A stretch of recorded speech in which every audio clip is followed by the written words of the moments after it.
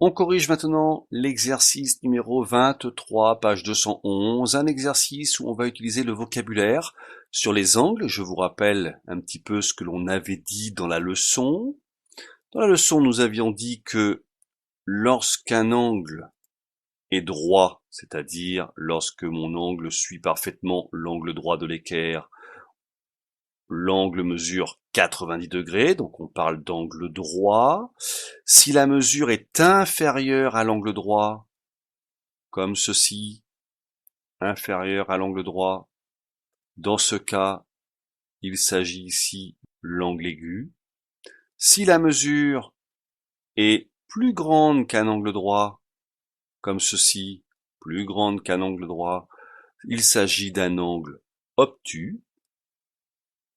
Lorsque l'angle est complètement ouvert et mesure 180 degrés, nous parlons d'un angle plat.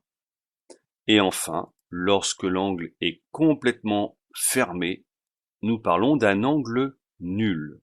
L'angle nul, l'angle aigu, l'angle droit, angle obtus, angle plat.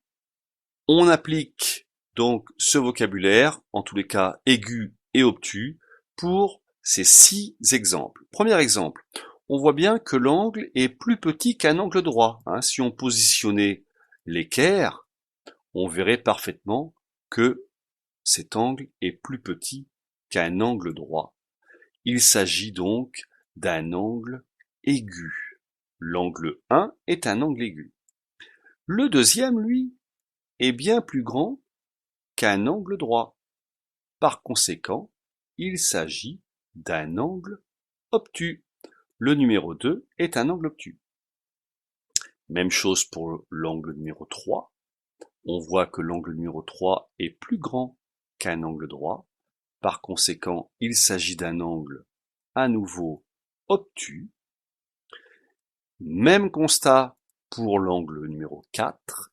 Il est supérieur, bien plus grand qu'un angle droit. Par conséquent, c'est un angle également obtus pour l'angle 4.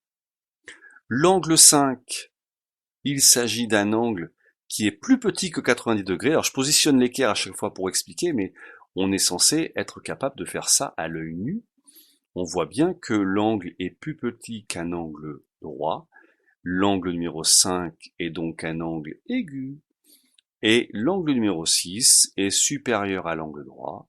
Donc, il s'agit d'un angle obtus. Les angles aigus sont les angles 1 et 5. Pour les autres, 2, 3, 4 et 6, il s'agit d'angles obtus. Voilà pour la correction de l'exercice numéro 23, page 211.